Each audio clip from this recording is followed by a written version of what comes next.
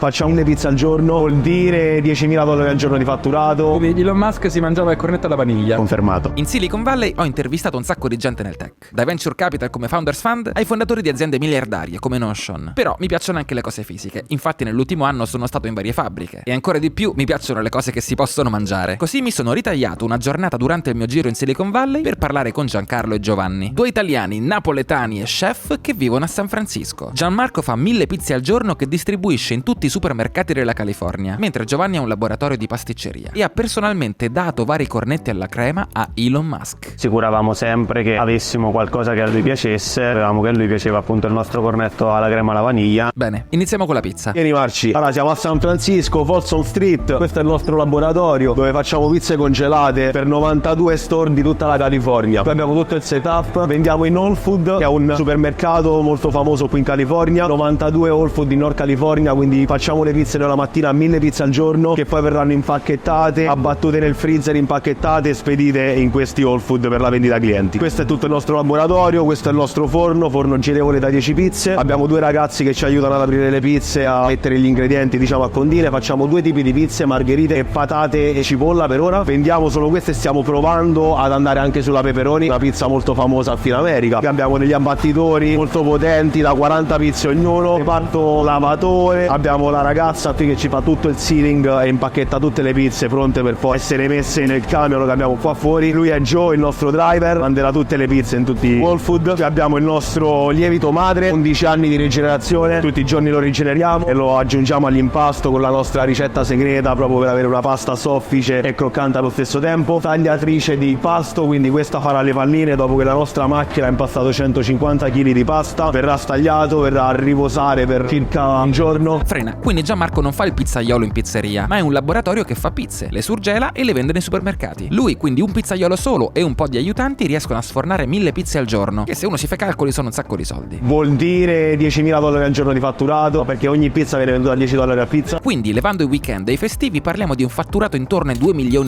a cui dobbiamo togliere i costi della materia prima, che però penso siano bassi perché non è importata. Poi c'è l'affitto del locale, poi ci sono gli stipendi delle persone, però secondo me si tira fuori un bell'utile. Continuiamo. Lavoriamo tutti i giorni, a parte il sabato e la domenica, quando facciamo 6 di mattina, 2 di pomeriggio, dal lunedì al venerdì. Ci divertiamo molto. Io gestisco tutto il reparto produttivo. Praticamente io mi devo assicurare che tutte le pizze escano rotonde, che tutte le pizze escano cotte in una maniera perfetta. Sto provando ad aprire anche il mio, quindi sto facendo tutto il branding. Abbiamo visto un paio di locali. Io mi occupo della cottura soprattutto, quindi ho due ragazzi che mi aiutano ad aprire le pizze e io poi mi occupo di pala e forno e sfornare, diciamo, tempistiche e cottura. Quindi Giancarlo è il pizzaiolo ed è responsabile che la pizza esca buona, bella e velocemente. È partner del laboratorio, ma è assunto come cuoco, per cui non mi sorprende che voglia aprire un laboratorio tutto suo. Però ora pausa dal business e assaggiamo questa pizza. Vediamo com'è. La pizza per Marcello. Facciamo una bella ruota di carro. Ruota di carro è una pizza antica dove andiamo a schiacciare tutto il bordo, il cornicione. Schiaffo napoletano. Andiamo qui, manco, no farina, altrimenti la pizza si brucia e diventa gialla sotto. 1,5, un po' di basilico, abbondiamo. Mi piace il basilico, perché fior di latte, questo lo producono qui in California. Ti faccio una doppia mozzarella, filino di olio e andiamo in forno. Un minuto è pronta, Marci. Per te la facciamo bella grande alla napoletana. Questo è il mio stile ruota di carro e andiamo dentro. La pizza non solo aveva un bel aspetto, ma era anche sorprendentemente buona. Erano le 10 del mattino ed è stata la mia miglior colazione a San Francisco, per cui con lo stomaco pieno ho iniziato a fare un po' di domande. Mi chiamo Giancarlo Esposito, cognome milanese,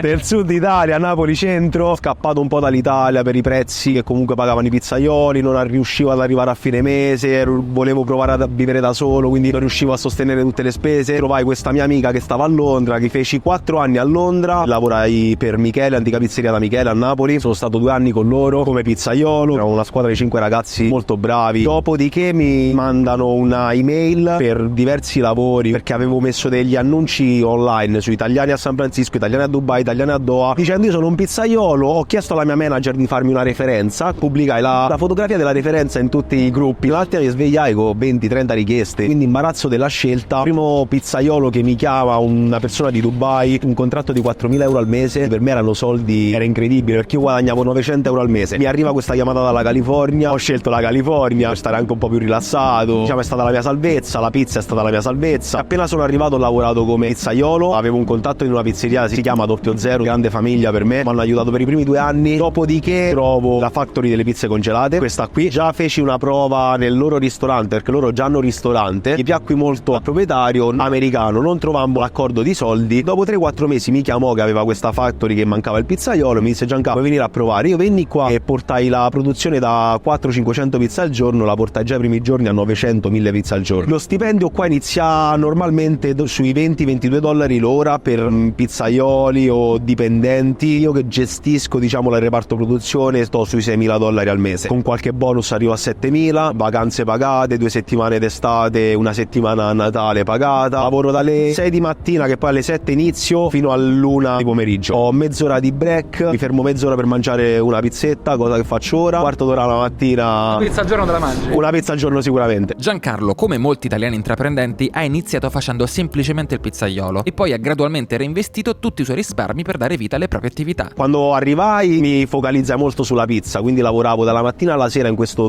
00, dalle 10 di mattina alle 10 di sera come pizzaiolo. Io il primo anno che guadagnavo 5.000 euro al mese puliti, mettevo da parte $35.000 l'anno, considerando che andavo a Las Vegas, andavo alla Hawaii, andavo a Los Angeles, facevo i miei viaggetti. Mi ricordo ancora, io mandavo le foto dei check a mio padre, dicevo wow, sono altri 2005, e mandavo i soldi con TransferWise, li mandavo a mio padre in Italia. Quando poi cominci a capire come girano i soldi in America, quindi non tenerti i soldi ma investirli, farli girare, creare profitti nel mentre tu lavori, io rinvesto praticamente quasi tutto il mio patrimonio, lo rinvesto, quindi praticamente affitto case a ragazzi che vengono qua, che vogliono lavorare, a turisti, mi contattano in Instagram. Avevo 4-5 macchine, ora ne sono rimaste 3 e le affitto su Turo, gestisce tutto Turo, quindi senza alcun impegno. Apro e chiudo la macchina dal telefono. Inoltre ho aperto l'anno scorso un drive-thru, faccio colazione là, non è indoor dining, quindi non si possono mettere le persone sedute, è solo un to go. Le macchine passano, prendono caffè, cornetti, un Italian breakfast. Mi è costato $160.000 aprirlo, 160-180 avviare tutta l'attività, tutto di tasca mia. Ho lavorato tantissimo, mi sono goduto poco la vita notturna di San Francisco, ho spinto molto sul lavoro, forse anche troppo. Quindi più passa il tempo e più aumenta la scala e la dimensione degli investimenti di Giancarlo, tutti chiaramente nel suo ambito di conoscenza. Questo perché se io aprissi un drive-thru farebbe $0, mentre il suo non sta andando affatto male. Porta un profitto ora come ora tra gli 8 e $12.000 al mese. Ho i dipendenti là, quindi tuttora stanno lavorando, io li controllo un po' dalle telecamere, un manager che mi gestisce un po' tutta la situazione. La prossima attività che vorresti fare è proprio questa, proprio la fabbrica di pizze congelate. Voglio provare a fare delle basi congelate, margherite. Quanto ci vuole per avviarla? Tra i 3 e i $400.000. Vorrei provare a prendere in prestito soldi da investitori e ripagarli con un interesse senza tenerli nella compagnia. Avviare un laboratorio del genere è costoso, ma Giancarlo può ricorrere a quello che in gergo si chiama leveraged buyout, cioè chiedere un prestito per comprare l'attività e ripagare il prestito con i proventi dell'attività. In fondo lui, già facendo questo mestiere per qualcun altro, sa già tutti quanti i segreti. E facendoci due conti, se il laboratorio dove lavora genera intorno ai 2 milioni di fatturato, secondo me con un utile almeno del 10%, vuol dire che un investimento di €400.000 lo paga in almeno 2 anni. L'unico problema chiaramente è saper fare le pizze e trovare chi te le compra, per cui devi essere inserito, come lui. Ma quindi, visti tutti questi progetti imprenditoriali, la mia domanda è stata: ma chi te lo fa fare di continuare a fare il pizzaiolo per questo laboratorio? Perché non ti metti in proprio al 100%? Mi sono trovato talmente bene con questo proprietario, mi trattano talmente bene, mi danno tutti i miei benefit, mi fanno stare tranquillo, che veramente me lo tengo. Non è per i soldi, non ho voglia di lasciare questo lavoro. Sicuramente lo lascerò nel momento in cui avrò altre cose più importanti da fare, ma ora come ora queste cose che devo fare la mattina le posso fare il pomeriggio, quindi la mattina mi diverto con loro. Quanto spende affitto e quanto si spende qua? Affitto io spendo $2.500 al mese per uno studio, luxury building, ho piscina, 2 palestre, rooftop, quindi parliamo di upgrade. Monolocale normale spendi tra i $1.400 e i $1.600. Le 4 se sei in zone tipo Tenderloin con homeless per strada un po' critiche, $1.600 in zone un po' più tranquille. E in generale quanto si spende? Se vieni in America non ti devi nemmeno impegnare a risparmiare. Se vieni in America per uscire tutte le sere non ti basta nemmeno $10.000 al mese. Se vieni in America esci quando c'è i giorni off, che sono 2 giorni a settimana solitamente, gli altri 5 giorni cucini a casa, perché poi è vero che l'America la gente dice è costosa